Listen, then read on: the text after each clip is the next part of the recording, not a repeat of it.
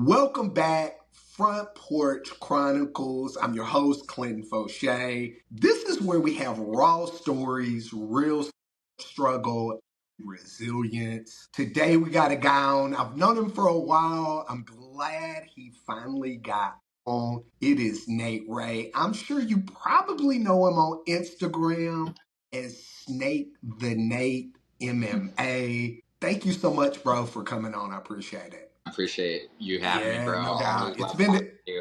It's been a long time. Like you said, it's been way too long. We definitely need to get together soon. Let's take it all the way back. Where are you originally from? So I was originally born in Long Beach, California, and I spent the first 6 months of my life there. And then I was actually adopted by my grandmother at 6 months old, and she moved me and three of my siblings and three of my cousins out to Lake Elsinore to re-raise a family. My oldest daughter was born in the LBC, but that's super dope.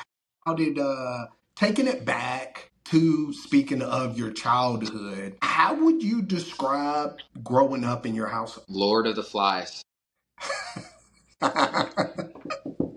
Like, like I said, I was adopted by my grandparents at 6 months. So they adopted me and three other of my siblings, and then literally within a 2 week span, got another phone call for another one of my grandmother. She had two daughters. So my biological mom and then my aunt. So she got the first call for one of her oldest daughter, and then 2 weeks later, her youngest daughter had three kids that were going into foster care again. So they're like, "Hey, like, do you want three more?" And it was actually crazy because at the time, my grandmother was about a month shy of retiring, just riding off into the sunset. And then gets these phone calls from the state, and hey, we got your grandbabies. And she said she didn't hesitate. She was like, "Yeah, let's get it." And she moved. She used to have a real nice house in Newport Beach.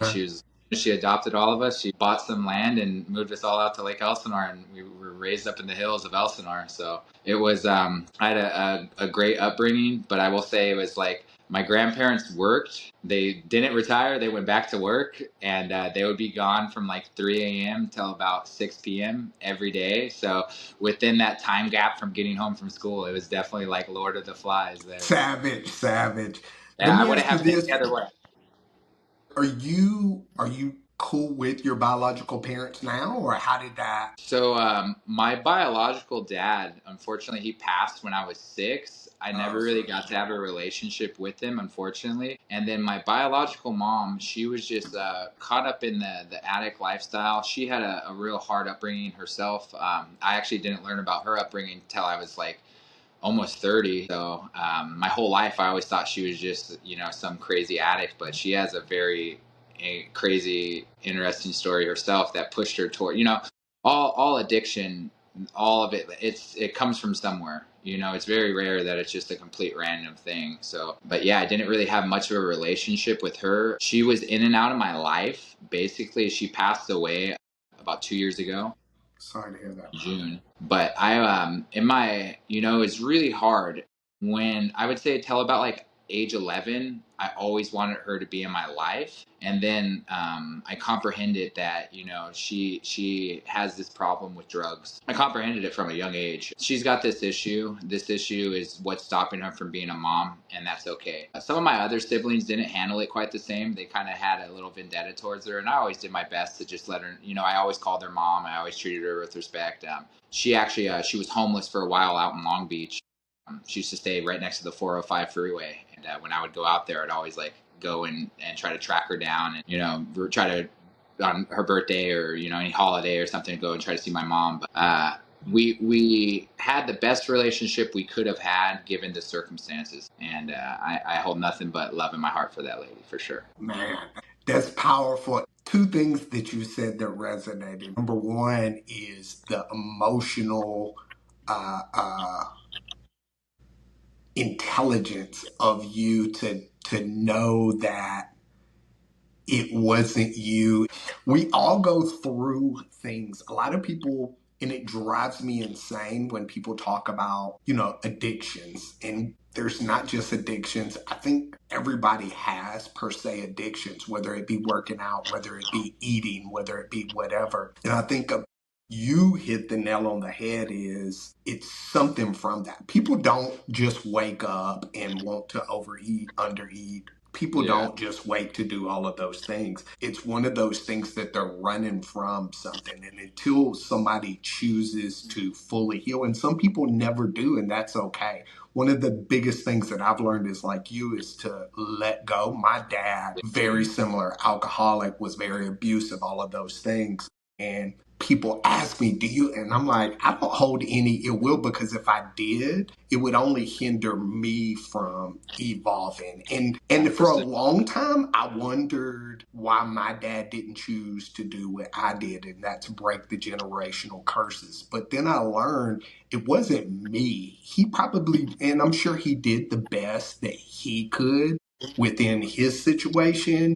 But I had to cut ties eventually, because for my own sanity, I couldn't continue on that hamster wheel, because, like you said, it's one of those things that sometimes things don't change and they're not going to change, and you have to be okay with it. Yeah, to accept it. And that's so good on you to be able to accept that, because this mindset that I have didn't just come overnight. Like, it was years. I used to, my mom used to always promise, I'm gonna be there for Christmas, be there for Christmas. And she would, show up 2 days before Christmas. I'm here, day, Christmas Day come, Christmas morning, mom's gone. Like, it was a lot of buildup that there was so much at one time resentment, like, but it was more towards myself. Like, I was kids overthink things. So I was like, well, maybe if I was better at this, mom would be here. Maybe my dad would be involved. And it didn't help. I have all my siblings are half brothers, Yeah. and none of us. I don't have the same dad or mom. We're all half. So, like, everybody knew who their dad was and had a relationship with their dad. Like, so it was like Nate's dad's not around and mom doesn't come around because of this. My brothers would torment me a little bit with that. So I used to have like major, like, I would say, issues with, poor, like, what did I do wrong? And then it's actually crazy. My grandmother, we were outside of a 7-Eleven, and there's some addict there, and I was just like, so the guy was he was on a sick one, and you doing what addicts do, and just being kind of spazzy and doing that, and I didn't comprehend what was going on. And she just, she explained, like, hey, that's somebody's baby that, just fell down the wrong path. And that's still a human being. Don't think anything different of them. And then she said that. And then, like, literally a couple hours later, I was like, hey, is my mom an addict? And that's when it was like her bringing that to light. And that's why I always have respect for my mom. Cause it wouldn't, and I call my grandmother, I call her mom, just so Yeah. you know. That's the only mom I knew. My biological mom, I would call her mom when I would talk to her, but other people, her name is Suzanne, so I refer to her as Suzanne, just so there's no confusion. Yeah. But my grandmother, she just explained that to me, and then I put two and two together, and that's what helped me. And I was like, all right, so this is what addiction is. And I'm very thankful for it, because when I was in high school and certain kids were partying with certain stuff, I was staying away from that stuff, because I knew Same. the repercussions to it. Like, when I'm from such a party generation, being, the early 2000s. I graduated 2010. So, like, that was American Pie generation, they say. Everybody was going really hard with the party scene. And I knew certain things were a level above the normal. And I tried Yeah. to always avoid those things, because I always say this, and people say it's strange, but I was fortunate enough to know what addiction was from a young age. I don't think that's strange. And kudos to your grandmother, because for explaining, because a lot of times we end up hurting kids because we're not truthful with them. And most of the time we carry those burdens and those thoughts and those things, and we feel like it's us. And so that's where it becomes one of these things. Like, it's, look at now, I'm older, 47 years old. And so I look at things now in a little bit different light. As, back in the day, uh, we would hear these stories about people, he this or he that or whatever. I look at things now from the standpoint of how did they get there, and without judgment or without playing that into a mindset, right? Yeah. Because every person got to where they are from decisions, and I agree with that. But also, sometimes people take the path, because for me, I didn't even know stuff that happened to me as a kid because it was so traumatic until I started going to a specific therapy. And then once I unearthed those things, I was able to kind of navigate and adapt. But for a long time, I wondered why me, why my dad didn't care, or why my dad treated me like this, or why. But as I started to pick up more emotional intelligence, I learned it wasn't me, it was burdens and things that he was carrying, and it wasn't fair for him to pass that down, but he did. So the only thing that I can do, I can't change those things. What I can do is take those things and learn from those things and pass down to my kids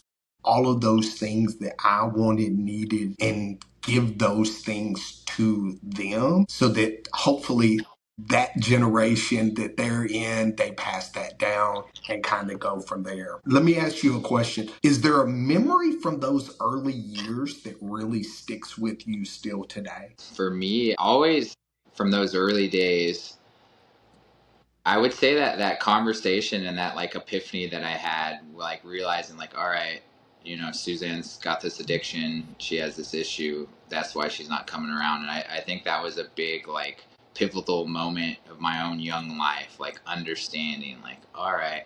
And the thing for me, what was, it was actually funny. I got in a big argument with a group of friends not long after that because they were making fun of a homeless guy. And I was just like, you know, that's somebody's baby, because that's what my mom said to me, you know, Yeah, that's, yeah, and that's all, that's the truth, you know. Every addict you see, every homeless person, every asshole you see, every negative person, every, you know, every bad person you encounter, they all have a story. Like you're saying, there's all something that happened that put them there. So it's not on us to, I can't necessarily judge their actions now because I wasn't the ones that were dealt that card, that the cards that they were dealt, you know, like, so it's not on me to be judgmental. I could do my best to try to understand it, but I'm never going to be negative on it and, you know, talk down to people or addictions, this or that. And other than like, you know, how can I help this guy or that guy, you know, poor baby, you know, that's what I see, you know, poor fella, poor lady, you know, that's someone's daughter, that's someone's son. So having that happen, you know, that realization at a young age, it really, I was never an asshole growing up. I've always, if you grew up with me and went to school, I've always been friends with everybody. I've always just tried to pay it forward and literally treat people the way I want to be treated. And I've never, one thing about me when I was in high school, I was just a social butterfly. I was friends with every clique you could think of. And I think that has to boil down with like knowing, like, I just never passed judgment on anybody. Like, and I could say I learned that from learning what addiction was from a young age. wow. I feel you. That's, yeah. More people like that in this world is kind of what we need. You know, people always say, "Oh, well, I don't know." It's kind of like how we were talking about fighting. Oh, I don't know why. I'm not going to help them because they're just going to keep doing this, this, and this. And it's like they keep choosing, and they do choose. But again, you don't know the scars that Yeah. people bear. So kudos to you for living that. I know I didn't, just because I felt like I was always running from stuff as a kid, right? I didn't want people to know the things that happened to me, because if people knew the things that happened to me, they would judge me or condemn me. This is what goes on in my, I say all the time, it's the devil's playground, right? And that's why I've been through so much stuff, was because a lot of times, honestly, I put myself in situations because I didn't care. Because for me, it was easier for me to act a certain way than to people to really know who I was Yeah. underneath all of that exterior. And even today, I still, it's a defense mechanism for me. I embrace people feeling like I'm a certain way, because for me, it's easier for me to weed through people that are going to actually care about and love Yeah. and protect me, and I can give them that back. The ones that truly know me are like, bro, they know I would literally give the shirt off my back. I literally will ride or die. But you know, looking back, do you feel like those early battles or things that you went through left something that you're still carrying? Man, definitely. And I noticed it. It was funny. It was actually really crazy. It was a crazy, beautiful, powerful moment when my daughter was born. She'll be 5 November 1st, and she was born at 6:05 a.m., 6 pounds 5 ounces. When I first met her, we just had such a powerful moment. And what was crazy was after we had our moment, me and my daughter, I had another moment, and it was the moment of like, man, like I can't believe my mom wasn't around for like I want like why would she not want to be around for this baby, for me, like how could someone ever not want to be involved with me? And that man, I was crying happy tears in the hospital, and then I was like, when I was by myself, I was crying, I was bawling like a baby because thinking about that, because it was like, and I was like, I felt like that little kid again, like I Yeah. tapped into that kid again. And then it was crazy powerful. That was just a moment where I definitely went back to that, little 8-year-old Nate, where mom wasn't showing up for Christmas. And then, which is kind of not off topic, but a little off topic. I found out the story about my biological mom. I found out from one of my aunts. I actually found out like 2 years after my daughter was born. My biological mom was sexually assaulted and molested for many years by someone very close to the family, and from middle school to high school. And when she finally came out to tell somebody, and they're from Ohio, they're from a very small town in Ohio. The person doing it happened to be the high school football star. It came out, and no one believed her. Nobody believed her. Not even my grandmother. Nobody believed her, and it fucked with her, and it pushed her towards a life of addiction and drugs. And she was doing something to alleviate that pain that she went through. I just thought she was addicted to be, I thought she fell into the party life, I didn't know that, I didn't comprehend the truth, but that's enough to break anybody. You have all that trauma, real trauma. Like she would be locked up in a room for days at a time. She was put through hell, literally living in hell, and no one believed her. So like going through that, like I don't think anybody would really just bounce back from that. That's a tough one. And so that's what pushed her into her life of addiction.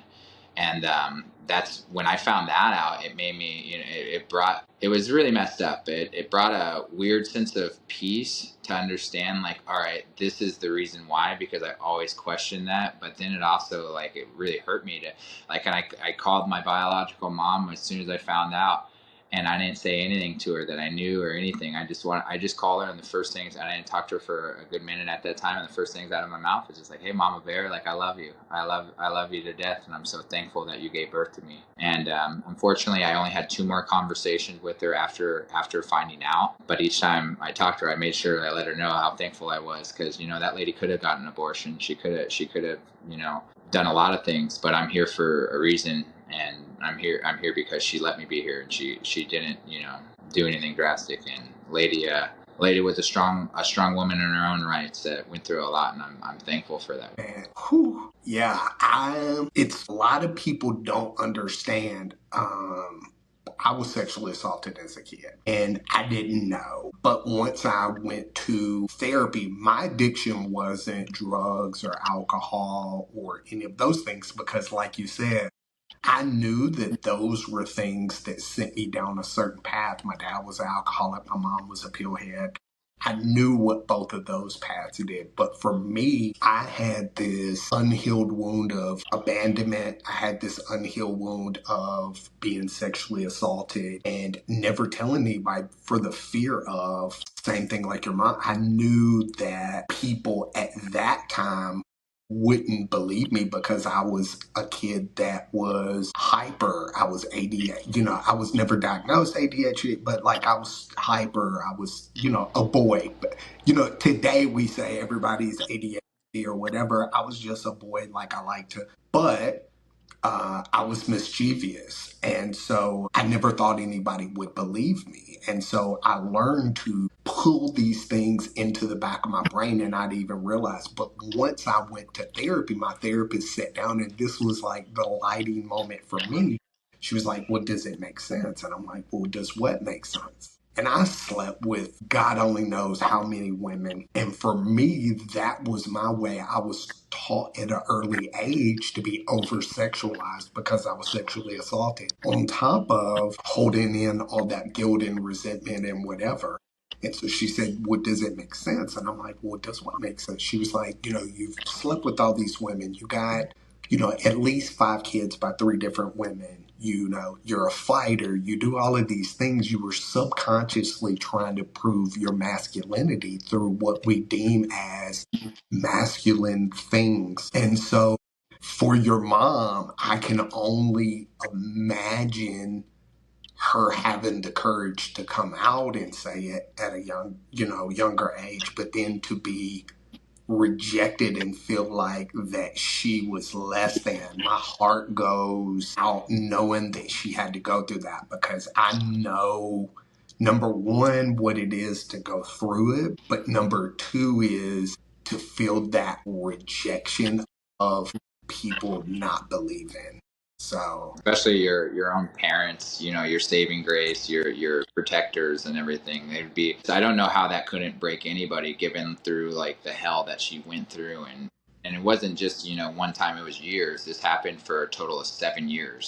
So it was, she's living through this hell, and then finally work up the courage and just be shit on and no, you're making this up, no, you wish, and just, it was really, I could only imagine, a lot of people, I think, would have gave up right then and there, and that lady did try. She tried to live a normal life. She did try. She did put effort in, and her demons just wouldn't let her rest. that's strong beyond words from somebody who has been there and done that. Strong beyond words. She is and was. Whew. Growing up, what was it like for you trying to find your own place kind of in this world? So for me, always, I've been the youngest of the boys, and I've always kind of been trying to impress everybody, in a sense, like trying to impress the older siblings, trying to impress the parents. I knew my dad was a professional boxer when I was young, so I was like, all right, like I gotta be a good athlete. Like I gotta show that I'm capable of doing this. And I've always been a good athlete. I've always been, the star of whatever team I've ever been on, and that was a big part of my childhood, is just trying to be good enough for everybody, just trying to do enough to be like, all right, like get everyone's approval. And I knew always if I was good at sports, I would get people's approval. So I would just, like, for me, I played soccer very competitive for 17 years, and that was always my thing. Like, let me show myself through this. And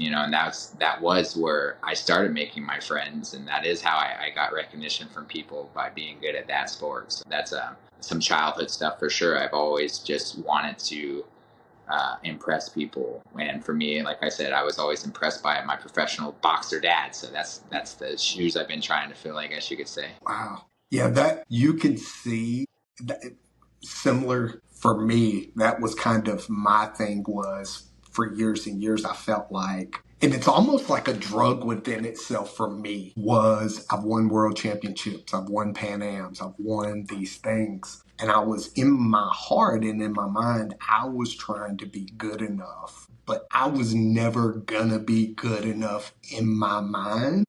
And they say a lot of times trauma and stuff like that builds into your DNA. And I know for me, I still struggle a lot with feeling worthy, right? And a lot of people are like, oh my God, but you've done this and you've done that. And I've done the same thing. it's not, no, bro, it's not the same thing at all. And we want that love and admiration and stuff from our parents. And sometimes we have to be okay with not giving it. I haven't talked to my dad in years, and some stuff happened some months back and kind of triggered me and whatever. And so, I was talking to my therapist, and I was like, hey, I feel like I really want to reach out. And she was like, I want you to sit back and think of what or why you want to, rather than what you want to. And I was like, crap.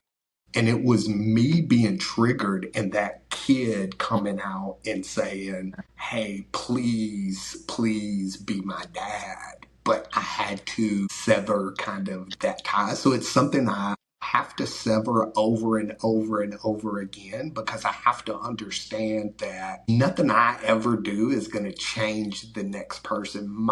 No matter what I say, no matter what I do, until a person wholeheartedly makes up in their mind that they're going to be or do different, it's not People going to don't care. happen. Yeah, unfortunately, people. Now, It's a rare, thinking rare back to case. you, yeah, 100%. Thinking back to younger you, how did emotions like anger, fear, or even hurt show up kind of in your life? So, my grandmother, she had cancer a total of 3 times. Once in the 80s, and then twice when I was actually alive. So she had a cancer scare when I was in 4th grade. She beat it fairly quickly. I mean, it was scary. It was a nerve-wracking time, but she beat it, flying colors. Everything was good. And then she got cancer again going into my sophomore year of high school. It's funny. I was such a mama's boy, and until the moment I lost her. She passed when I was 15. She got renal cancer, which is kidney cancer, and then it spread to her liver. I always like people that know me for a long time. All of my group of friends, and we've all been close friends since like elementary school. So people that have known me, they have like someone's like an AD, and a BC. Like Yeah. before her mom died, after mom died. After she died, I was in just the lowest place you could be. I feel like the lowest place that I've ever been, or will probably ever be, hopefully. But you never know.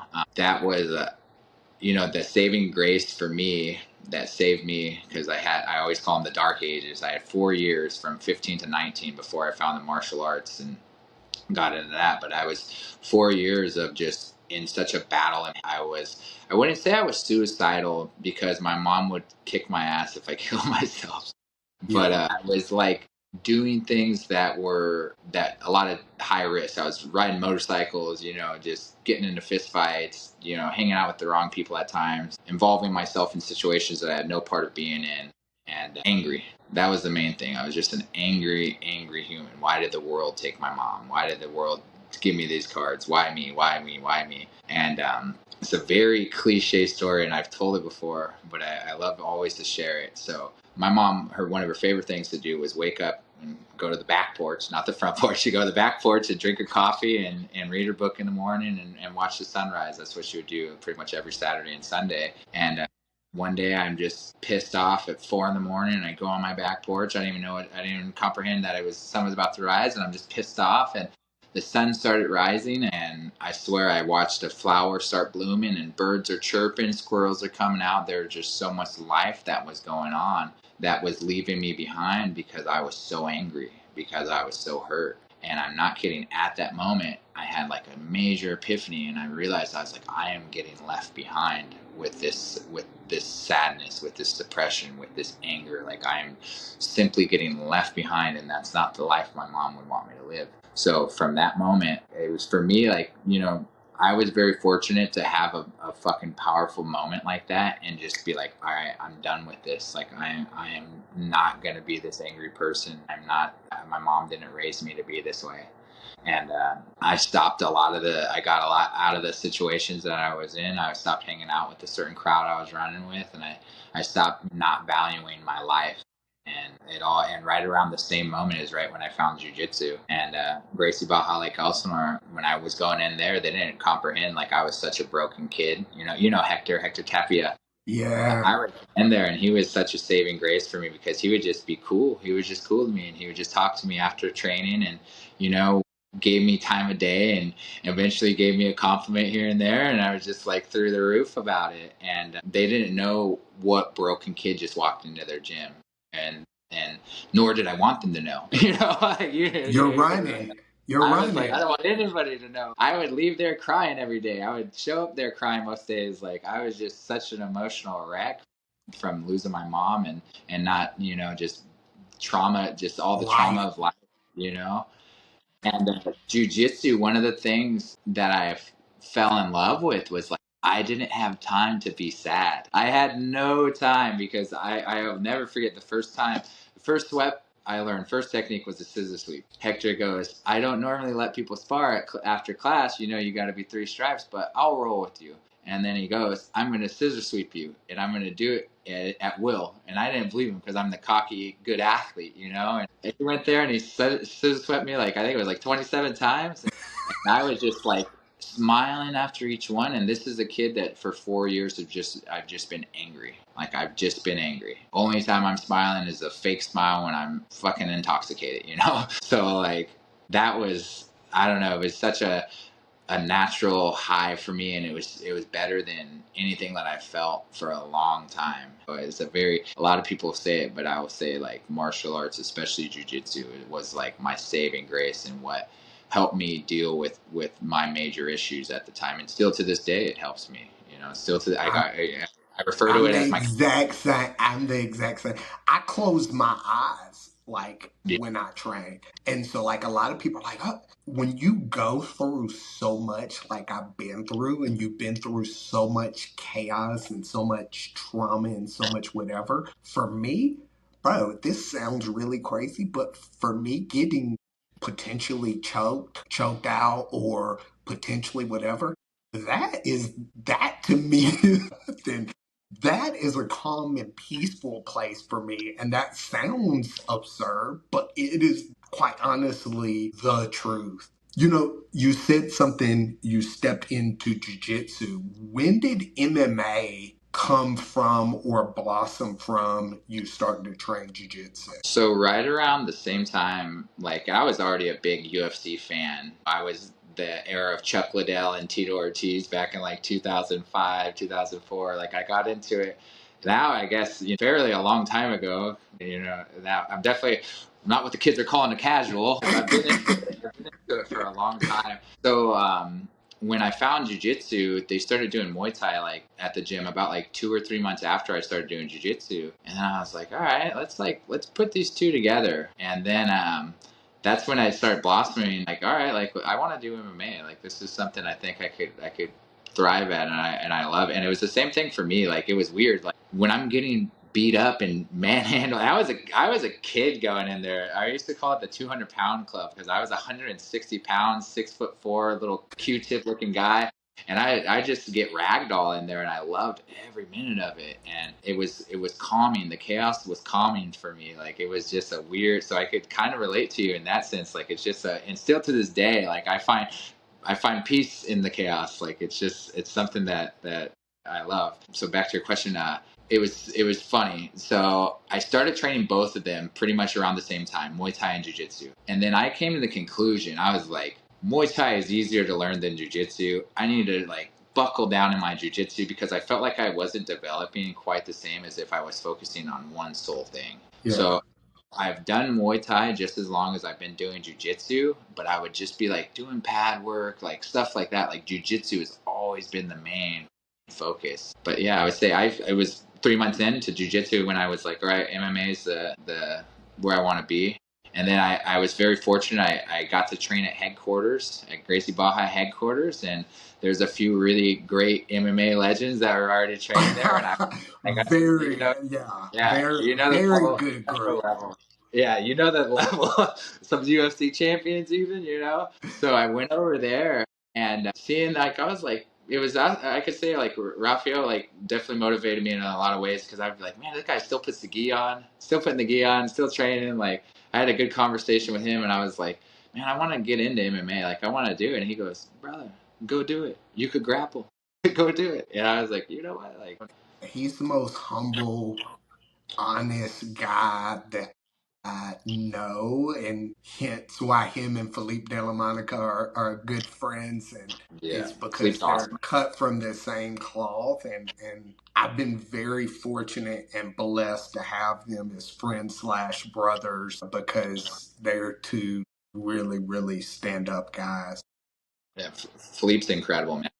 Yeah. Do you feel like fighting was more discipline for you, therapy, or kind of a mixture of both? For me, I would definitely say just therapy. With sports growing up, I've always been like a pretty disciplined athlete for the most part. Like, I've always like put a lot of time into whatever craft I'm doing. I was a kid that would walk around with a soccer ball in his household for years, just dribbling amongst my siblings and just kicking the same ball at the wall for 10 hours a day. Like, I've always been very disciplined and committed to whatever sport that I'm in. For me, it was definitely just the therapy. It was everything that I needed at the time when I needed it. it was my really a saving grace, because I was going nowhere fast in the situation that I put myself into. And one thing I always tell people, like, no matter what life throws at you, no matter what detour you may take off the mats are always going to be there for you. And your team is always going to be there. And the community of jiu-jitsu and martial arts is always going to be there for you. One thing I love about it is it really weeds out the bad apples. Like, I've met some of the best people I've known from martial arts. And, you know, John Donahue said something that was cool. It's like, you get so many different walks of life that would probably never interact on, you know, in any other real 100%. I have personally trained with CEOs of freaking multi-million dollar companies, and then I've trained with guys that are just rolling out of bed with a bong in their hand. I've trained with all different walks, and that's the beauty of it, is you get to experience all these different people and their stories, and grind and put in effort. And that's one thing you learn a lot from your training partners. You see a deeper side of them for real people that you're grinding with and sparring with, and it's a real cool, beautiful thing. And I'm so honored to be a part of jiu-jitsu and martial arts as a whole. I couldn't say enough good things that it's done for me, and I could never see my life without it. Same. You know, Snake the Nate, what's the behind the name and how does it connect who you are? All right. So, like I Because I know said, there's a story behind it. yeah, my hero has always been and always will be Steve Irwin. Okay. The earliest memories is me just being addicted to it, the crocodile hunter. And Mama, she raised us on 5 acres in the hills, of Lake Elsinore. And that was one of our pastimes, was going to find snakes. And that was always been a big hobby of mine. And actually, before I got into martial arts, I was actually going to go to school to be a biologist and a herpetologist, which is the study of reptiles. Yeah. And I figured, like, literally right around the time I started jiu-jitsu is right around when I was about to start going to school for that. And I was like, you know what? Like, I got one body. I got youth. I only get this youth for so long. So I'm going to try my hand at martial arts. If I don't make it, I'll go back to school. So I actually still do plan on going back to school and getting my biology degree in herpetology, and still, doing stuff with wildlife and wildlife conservation. So yeah, that was one of my hobbies, was finding rattlesnakes and finding our native wildlife. And that was a big part of my life for many, many years. Wow. And to go back to the snake part, is almost like snake shed, right? And they let go of that. This is me telling you something to yourself. That's shedding that skin and evolving is what you did and what you continue to do. And I that love get that. I never thought of that. Never thought of it, bro. I love that. I love that. Thank you for that. I always, my mind, because I'm from chaos, like my mind is always breaking things down. It's like those, if you've seen those gifs or whatever, where the guy's sitting there and then you see all these math things. I'm not good at math, but I'm good at putting two and two together. And I feel like for you, the snake was shedding bigger than this. A lot of people think it's this scary whatever. I think bigger than that is you shedding that old version of you and 100%. revealing the person that you are. And that's why you've always, had me on your side and will, just because of that. I appreciate that. No doubt. You're a father and you've been through a lot of stuff as a child.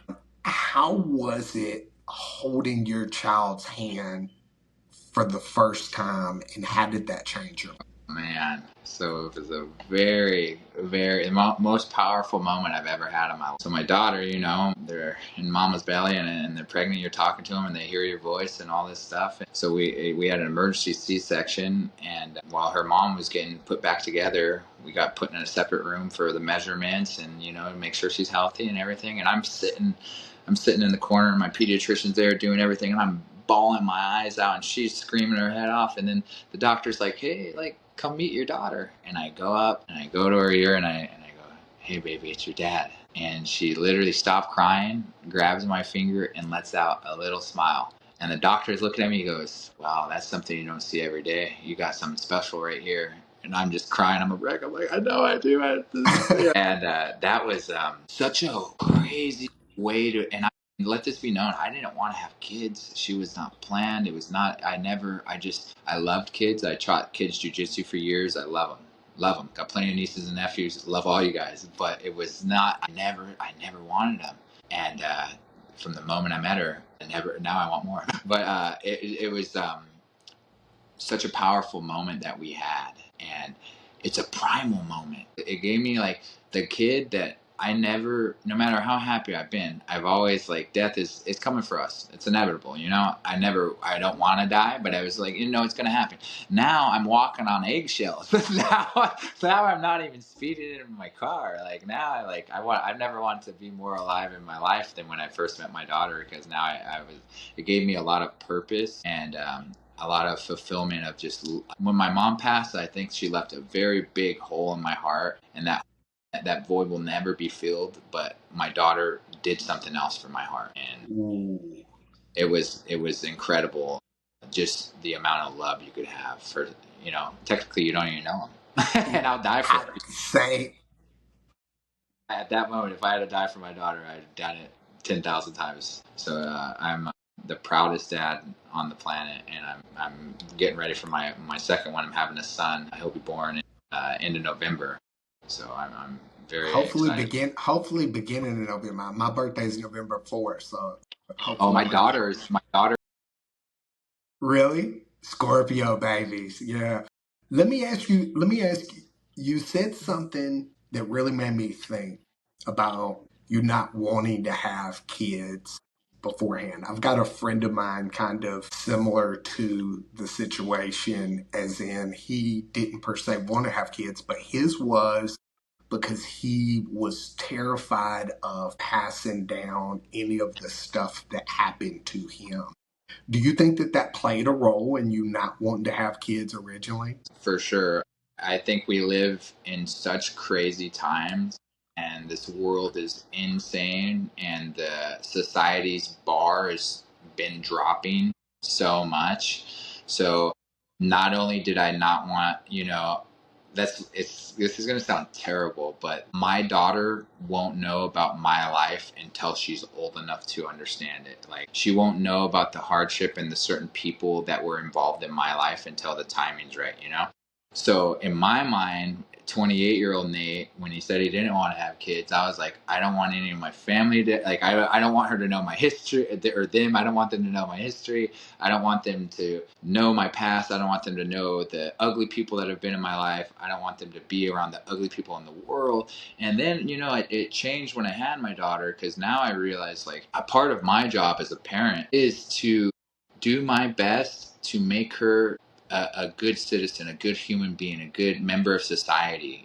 Just that we need more good people. And it's my duty now to do my best ability to provide her with a good upbringing. And this is a weird thing, and you could probably relate to this, like navigating this. I got to show my daughter adversity without putting her in adversity, like, so that's what I'm navigating now. So I'm not so afraid of the world that she's in. I am now focused on teaching her to navigate this crazy world. That's my focus for my kids, to help them navigate themselves through this wild thing. Yeah, for me, I have 5 kids. My oldest daughter, one of the biggest things that I regret, and this is where, like, we can't evolve till we hold ourselves accountable, right? And we can't evolve until we're honest. So one of the biggest things I did with my oldest daughter that I regret, can't go back and change, but was bringing my shit into being a parent, right? Because we're not taught how to be a parent. We're not taught how to, what's right or what's wrong. We have to take our own things. And most of the time, those traits that we hated from our parents, unfortunately, get subconsciously passed over into us. And so one of the things that I know I learned as a parent going through therapy was not to be okay with my kids failing. Yeah. And that's the hardest part, is because I failed, and I shouldn't say failed, but I fell down very hard throughout my life, over and over and over and over again. So with my oldest daughter, I felt like that by being controlling in the situation of telling her what she should do or trying to control what she should do or telling her what she should not do and telling her that it would make her be like, oh, well, yeah, I'll do this. But I learned that it only causes more chaos than it would to be take my hand off of trying to navigate her and understand that she needs to fail at things. She needs to fall down, and that's okay. I think we, as people that have been through a lot of trauma, our fear is that our kids are gonna go down that path that we did. I learned, luckily, after her, and after all of that situation and whatever, is to let my kids. So, like, a lot of times people will look at me as a parent. Like, my brother laughs. I raised my brother's 35 years old, and I've taken care of him since he was 6. And he laughs. He doesn't laugh. He makes comments, but he's like, "You're such a pussy now." And I'm like, it's not really that. He's like, "You would beat my ass if you." And I'm like, you evolve and you live and you learn. So, like, I let my kids at times do or say things that they feel like is right at the time, right? And not because I don't have control, or not that I don't am not trying to parent them or pass down things that I think that are right, but I have to understand that what I think is right, they might not think is right, and be okay with that. Yeah. And it's hard. It's a hard thing to do, especially when you've been through a lot of trials and tribulations, a lot of chaos, a lot of trauma. That's the hardest thing to do. It's not really fighting the battles of my own internal. It's what we project out and put out into the world, and even more so as a parent. So that's one of the things that I've learned to do, is that. I love that. So I have a funny little story about that, and I know you could totally relate, I'm sure. So my daughter is about like 1 year old and some change, and we're at the park, and we needed to be somewhere at 2 o'clock. It's 1:45. It's a 20-minute drive to where we're going. We're already late. So I'm like, baby, we gotta go. We gotta get out of here. Has a major meltdown, and then I caught myself thinking like how my parents were, in a sense. I'm like, what are you crying for? Like, there's nothing to be crying for. And then I caught myself, and then I like had another just crazy moment. I was like, this is the worst thing she's ever been through. This is her terrible moment. The worst thing. We have to leave the park right now. This is the worst thing she's had happen in her life. So I'm gonna give you some grace. I'm gonna let you have your moment. We still gotta go, but it's fine, baby. Have your moment. And that helped me out a lot with just the rest of it. Like, as soon as I had that realization, it gave me, because I see so many parents get frustrated with their kids for certain situations, especially younger kids. And it's like, well, that kid never been through that situation. Give him some grace. Your baby's waking up with new senses some days. Give them some grace. They're gonna cry. It's just like I have a great boss. My boss is a guy named Jocko Willink, and I've had some good conversations with him. And then one thing that he mentioned, we were sitting there all talking, a group of us parents, and he mentioned, he was just like, a child should never be able to make you mad enough that you're angry.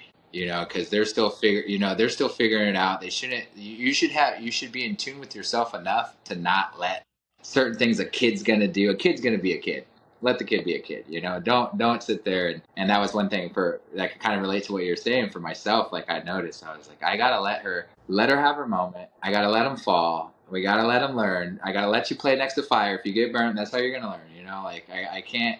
If I sit there and shelter you and do all this, I'm only going to hinder you, and that's the opposite of everything that I want to do as a parent. Yeah, and it creates a divide for you. Ultimately, we feel like it's bringing us closer because in our mind we're like, oh, they'll realize that I'm trying to do the best for them. But ultimately, it's just passing down, and we don't we don't consciously choose that. We don't, but that's not to make it right. I subconsciously projected my shit onto my child. I have to own that, and I have to say, hey, you know what? I was wrong for that, and make amends best that I can for that. And I credit you so much for that, because especially as men, my grandfather was an incredible man. He really was a great father figure, but he was as stubborn gets, and he was so set in his ways. And it could hinder you as a person, man or woman, if you can't address why you act the way you do, why I handle this, because we all, like, it's crazy. I have a friend, and she's a psychologist, and she's been doing this for a long, long time. And one thing that she says is, like, we hold so much childhood stuff in with us. Like, the first 6 months of or 6 years of your life will impact you the rest of your life. 100. Like it or not, accept it or not. And there's just seriously, so much respect to you. Thank you. To be able to address it and be like, this is that, because there's men that are high alphas, all this stuff. It's if you're not willing to work on yourself and address why you are the way you are, you're getting left behind. It's funny, the more that I learn, the more alpha is to be able to understand and have emotional intelligence rather than just having the strength. And that's my whole fight style. That's 100% is people don't understand that. Speaking of fights, you just came off of a catchweight fight. You got another fight coming up September 26th. Give us some details on that. Yeah, so I just fought August 23rd. My original opponent pulled out 2 days before the fight, so they asked me if I could take a new opponent at 185, so a weight class up. When I got the phone call, I was already at 185, so I said, yeah, no problem. I'm in Vegas, so I immediately went to an all-you-could-eat sushi. Got my sushi on. Ended up having to cut 5 pounds because of it. It was well worth it. But yeah, I'm contractor right now through Tough Enough. The only organization I'll fight for is Tough Enough, and hope for the UFC one day.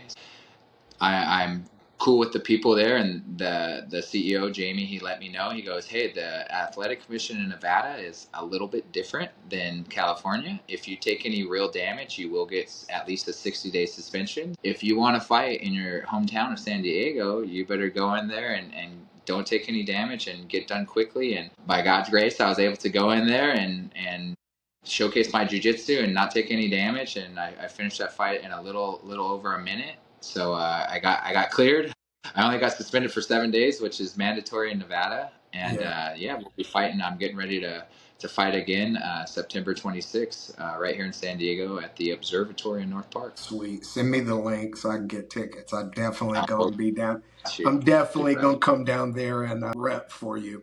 When you step in the cage now, do you feel like it's about you, or do you feel like you're fighting for your family too? So I would say it's a weird 50-50, because it's something that I want. It's something that I'm passionate about. Nobody's waking me up in the morning to go train and put myself through all this hard stuff. But I will say it's for my family and the people that have believed in me for so long. When I started this martial art journey, I had a lot of people, because I've always told people, like, I'm going to fight MMA.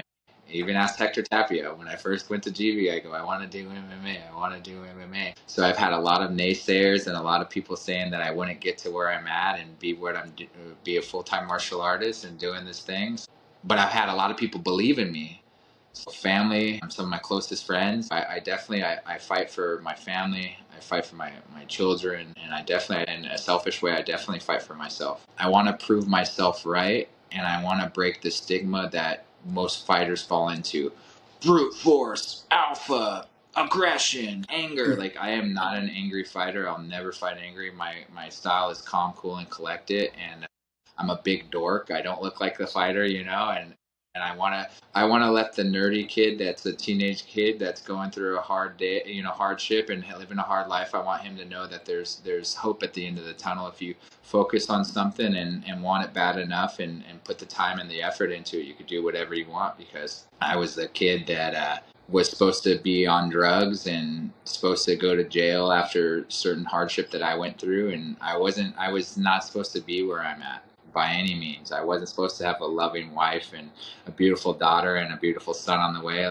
I got siblings that are in jail right now. I got close friends that are passed away. I the odds weren't in my favor, but I'm defying the odds. I don't accept it. My mom taught me long ago, don't have can't in your vocabulary, and I don't have can't in my vocabulary. So I don't believe there's a man that could break me, and I want to be tested. I just want to be tested, and I want to prove myself right. I don't think it's selfish. I think that we are taught something I think we're taught a lot of wrong things, to be honest, but I digress.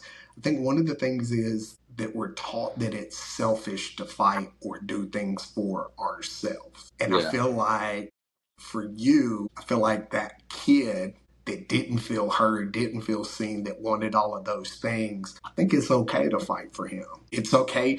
You know what I mean? I think that's the thing. You know, when your kids grow up and they look back, not just the cage, but as the man, what do you want them to say or see? Man, that's that dad loved me. That dad loved me and supported me in whatever I did. That's the main thing I would love.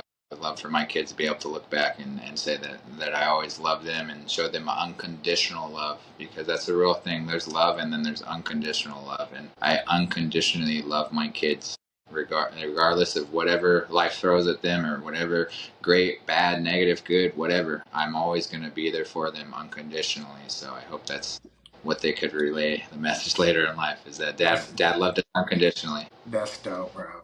Whew. This has been a good one. Let me ask you this. For people out there, you've been through a lot. I kind of been through a lot, but you've been through a lot. For the people out there that are going through a dark day, a dark time, a dark situation, what would you say to them? I'll say this: I have wrote myself off and have so many times been like, "Oh, it's the end of the world. This is the final straw. This is it. There is no tomorrow."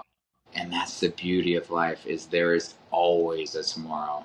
No matter what mistake you made today, you could, and this is easier said than done, but it's as easy as saying, I'm done putting myself through this stuff. I'm done being this person. I'm done doing the same bad habits. It could be in a switch. It could be a new day. It could just, like I said, it could just happen like that. It could be tomorrow. There's always, as long as you're breathing, you got fight in you, you could always make a change for the better. And your situation that you think is so terrible, some people would even kill to be in that situation. And that's one thing that really, like, truly, it's a terrible thing to think like this, I feel sometimes, but I was always like, yeah, I got it bad, but someone's got it worse. Someone's got it worse. We're very fortunate. We're born in this beautiful country. We got clean food, clean water. We got all this. We're very fortunate in so many ways. And some people will, like I said, I have wrote myself off more times than I can count. Like, tomorrow is not happening. This, end of the world. And I will say this: there's always tomorrow. It does happen, and it's not your situation. Your situation will change, and sometimes it takes you taking initiative to change it. You know, it's funny. One of the things I've learned, or one of the things that I've said recently is you hit the nail on the head. There's always a tomorrow. Whether we're here or not, there's still going to be a tomorrow. And for me, one of the things that I've wrote myself off 10 million times, but I look at my kids and I look at what me not being here or what me not being around would do to them, right?